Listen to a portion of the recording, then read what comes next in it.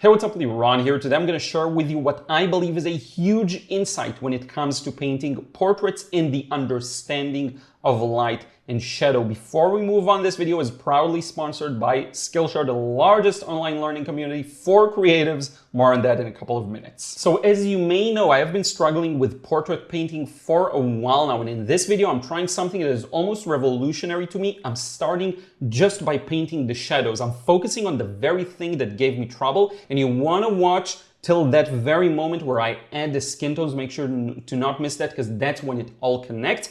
And there will be another bonus insight that has to do with light turning into shadow, how saturation and color works that way. So be sure to watch till the end. Let's get to the process. So I'm actually getting started by pre-wetting my paints because I want to have easy flow. Now look at what I'm going to do here. I'm going to pre-wet the paper and then come back with some warm skin tones, and just in one swoosh grab and cover all that area with a bit of a gap to where it transitions from light to dark. Now, the nose here is really a microcosm for the entire thing, because you'll see me working the shadow in high details and slowly adding and refining. So I'm starting with a relatively flat wash of just this pinkish skin tone. Now I'm starting to mix something more neutralized for the shadows. And as I mentioned, in this process, I'm going to be painting the shadows first and only then adding the lighter skin color. So you're going to see this connect in a really interesting way. So what I discovered is, as long as you keep moving the brush, the paint won't spread out too much. And that's something I'm taking advantage here with all this gentle wet and wet work. I have added red to the sides of the shadow because it goes a little warmer there. You'll notice that's a recurring pattern. We're going to talk about that later on. And I'm starting to sculpt the nose. Okay, so there are some very nuanced patterns of light and shadow there. These are things I would never have noticed in the past. Now I do notice them. If you can see it, you'll be able to paint it. That's kind of my, not rule, but just in my experience, that's what happens. So the way I structure this nose is practically the way I'll paint everything on the face. And what's so cool about it, it shows you even in a portrait, you don't have to connect everything. You don't have to stress over this shape has to be connected with this shape, everything has to flow together. Not necessarily. You can work in smaller areas, especially if you focus on the shadows first. And you're gonna see, I have to remind you, once I'm gonna start adding the lighter skin tones, it's gonna look fantastic. But for now, we're building the shadows up. Now I'm starting with a relatively light paint because I need it to flow. I know this isn't as dark as it'll get, and I'm also not mimicking the colors perfectly. I'm aiming to mimic more of the feeling of temperature and values here. I don't really care about the colors being super accurate, actually. It's more about getting that pattern of light and shadow to look good and to communicate well with the colors themselves. So I'm gonna smoothen out that edge a bit. That's something I'll do no matter how light or dark the layer I'm working on is. Edge management is something that I find pretty useful, let's say. So now I'm continuing with this lower section. What you'll notice is there's a lot of warmth there. The way because it faces some kind of surface that reflects light, so there's a lot of red there. Same goes, by the way, for these shadows on her forehead. You will often see these become redder. They will actually look warmer. Not necessarily this super red, but warmer. You will see that happen when a thin object like hair casts a shadow on the face. Now we're working on the eyes. Looks a bit like zombie eyes for now, I know, but bear with me. This is gonna look fantastic once everything is in the right context.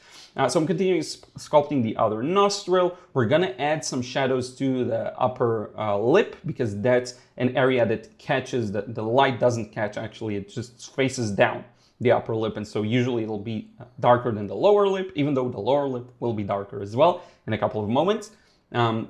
And now I'm pre-wetting the area above the face because I'm gonna do some wet and wet for the hair. I'm gonna have a smooth edge to most of the hair. The way I often like to do this is just spray some water. I don't necessarily like pre-wetting a large area. Sorry if you can hear the ambulance outside. I don't necessarily like pre-wetting a larger areas. I sometimes like to just spray a bit to keep it flowing. I find it leads to better results for me. Now that I have this basic brown, I'm gonna add on top of this a very dark paint. I mixed this using my French ultramarine and a bit of burnt umber That's something I have been enjoying doing lately for very strong darks. And as we move to the right, the darks, the shadows become stronger and stronger. I am going to indicate some of these shadows on the face as well while I'm at it. While I have a color in hand, I like to continue using it. Again, we see some of that warmth in the shadow. That's a recurring pattern. I'm going to talk about this, and you'll notice that now the shadow is a little more neutral. Now again, edge management, using clean water to control the edge, to have a smooth edge, and then continuing to move the paint. Now, this is already a second layer, and this is thicker paint, so you have to work fast, you have to be on top of it sometimes. I'm adding a bit of that Pyrrole Scarlet. The colors I'm using are very basic. I'm just using all sorts of primary colors mostly, and that burnt umber, but it's mostly French ultramarine, quinacridone rose, a bit of it, mostly Pyrrole Scarlet, and a bit of yellow, whatever yellow I have, honestly. Defining that chin and then blending the edge of the chin. Now you'll start noticing a pattern here where we're replacing the shadows, but the light of the face, the yellowy kind of warm side of the face, we haven't gotten that in at all. So that's coming. First off, I do want to define some more details with the eyes. The eyes are actually one of the parts of this that really made me want to paint it, because there's beautiful cast shadows of the eyelashes and just different lines crossing the iris, and it's just really beautiful details that I like to show if I can.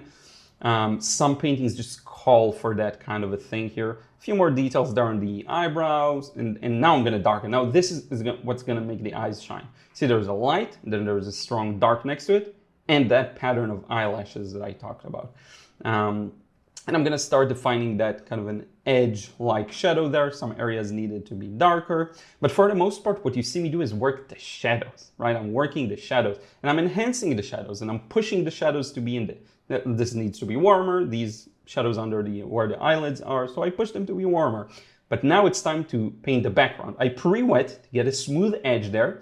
And look at this brush mark. I'm gonna darken the background, making the light skin tones pop, but we still haven't put them in. And now notice how adding this background is huge for creating the sense of light and shadow, creating that contrast with the cheek area of the face. And now we're ready to add the lighter skin tones. As I mentioned, this is one of the more interesting moments. And the biggest thing that I feel like has been challenging me is seeing the clarity, the whole breadth of values and colors from the very lightest to the very darkest. And because of that, narrowing down on one of them really helped. And one of the big tools that has helped me in that is Skillshare. Let me show you how. So as you may know, it is in my experience that it is not the technique that leads to better or more desired results, but rather the understanding of what one sees as they create. So to begin closing off some of these major gaps in my understanding of what I see, I've been using many classes on Skillshare. Most of you are probably familiar with the platform, as it is the largest online learning community for creatives of all kinds. Skillshare is filled to the brim with thousands of creative classes in countless categories taught by industry pros. You can find just about anything, including painting and drawing, of course, but also music, photography, and even UI UX design. Some of the more useful classes I've been learning from in the specific context of light and shadow and how it affects color has been these 3 classes. And in particular, Vibrant Paintings has helped me a lot with becoming more creative with my color choices. So I want to believe I've already been quite loose and free with the way I use colors, but using this class, I have discovered new ways of inventing and interpreting colors in a way that just leads to different color harmonies I never considered before. And my colors have greatly grown thanks to it. With school breaks and a slower work schedule, this could be the perfect time for you to immerse yourself deeper in your art and passion. So give Skillshare a try and find everything you need in one spot. The first 500 people to join using my link will receive 1 month of free trial on the platform, which gives you access to all of the classes. Make today the day you finally begin closing your own gaps in understanding and begin walking the path towards making your own perfect piece of art. Again, the first 500 people to join using my link will receive 1 month of free trial to Skillshare, which gives you access to all the classes. I hope you'll give them a try. Thank you so much, Skillshare, for sponsoring this video. Now let's move on with the process to one of the coolest parts, where we'll finally begin adding the lighter skin tones. And check this out. So I started by mixing very pale paint. Now you don't want to go too dark here because we don't want to kill all the values, the value range, right? We have the darks, now we need to put in the lights, but we still may want to preserve some paper white, or we still want to get some nuances in between. So all I'm doing is using a relatively soft brush. This is the Lebanson large goat brush, a relatively soft brush. The reason it's soft is I don't want to reawaken things. We're painting light on dark here. And this is something a lot of people avoid. Now, I want to show you a couple of interesting things. First off, it does push the value ever so slightly to make it the right skin tone. It's not paper white, okay? There is some nuance there. Now, the second thing it does, and this is arguably even more important, is it gives it the color. Because so far, we've worked with a warm-ish red all the way to a neutral gray with some nuances, some browns, some reds. But now we're completing what is necessary to match it almost with the right skin color. Now, again, I'm not matching the colors perfectly. I'm not even trying, but this yellow is now going to put in complete balance the mostly reds and blues and browns that we've had so far, because we didn't have a lot of yellows here. The yellows were just a balancing act, but now we're actually adding their rightful dose, let's say, what is actually there. And you'll notice that as I paint this glaze, this thin layer of yellow, it really puts things in perspective. Now, what's even cooler is I'm going to cover the whole thing with that yellow, including the shadowy side. So you're going to see me moving from that side of the nose, and I'm using the shape of the brush. It's very pliable. You can play with it, make it sharp. And I'm going to continue over the shadows of the nose, over the eyes, and over that side that's bathed in the shadow. And look at how it just clicks and it reinvigorates it almost, which I think is awesome. To me, this is probably one of the better or best moments of this process. Now, as I mentioned, there is one more thing I don't want you to miss, so make sure to keep watching because this is really important. I'm going to share with you another little nuanced thing that helps, and you've seen me do it all throughout this painting. And it has to do with the point where shadow turns to light.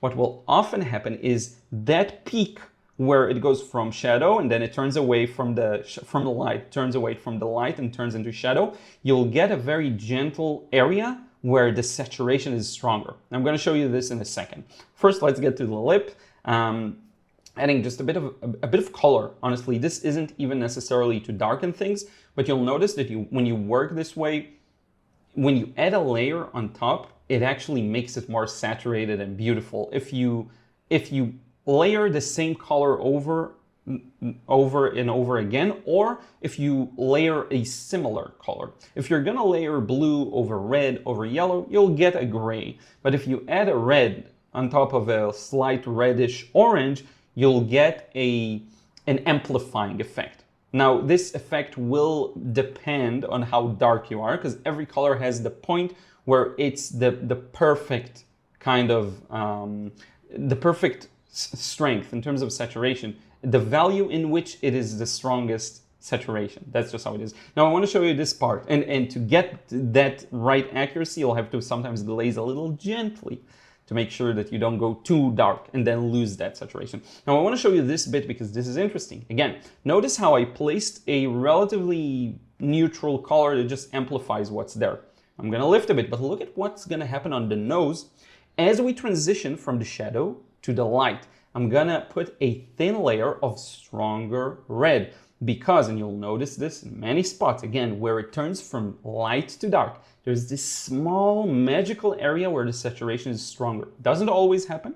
It happens in certain conditions of light and shadow, but here I do see it. So I'm going to smoothen that edge out and look at that beautiful effect, how it puts everything. It just feels right. The context is there. It looks correct. And sometimes while you paint, things will just look good. And they don't even have to look like the reference photo to look good. They can just look good. And it's a feeling, it's a taste, it's an instinct you will build with time. In the beginning, you won't have it, and that is perfectly fine. But with time, you'll understand what it means when something clicks, and you can focus on a small area like the nose here and just build that up slowly and make it look perfect. And you'll know it clicked It looks good, it's done. I can move on to a different section. And you can work as freely as you want in smaller sections and still be able to tie it all together. You'll notice also another thing that ties this all together is that lighter skin tone I added after the fact. Now you could argue, start with the light and then build upon the darks. That is okay. I'm not talking about the most correct way to paint. What I'm talking about is how can you paint, and here are some more of those saturated shadows. What I'm talking about here is what's the ideal way for you very personally to paint, to make yourself inspired and to make yourself notice all the things that you want to share with the viewer of the artwork. That's the point here. That's what I'm after. And this makes me so happy whenever I am able to capture that. Now, obviously, I'm signing this and we're done. And here is the final result. I truly hope you enjoyed this process. I think there are some big insights there for me personally, especially as it pertains to how light and shadow affect color, and especially in that moment of transition from the shadowy area to the light area, how it actually affects all the hues and all the saturation in the in-between. And if you want to, like me, work on the things that prevent you from getting the results you want and just grow as an artist, whatever that means to you, be sure to check out Skillshare. It has helped me greatly. The first 500 people to join again using my link will receive 1 month of free trial, which grants you access to all the thousands of classes, tons of super skilled teachers, and just, discover new ideas, figure out the things that are missing, but also maybe discover something you weren't even planning to. So be sure to check that out. Link in the description box below. Thank you so much for watching. Thank you to Skillshare for sponsoring this video. I will see you in the next one. Take care.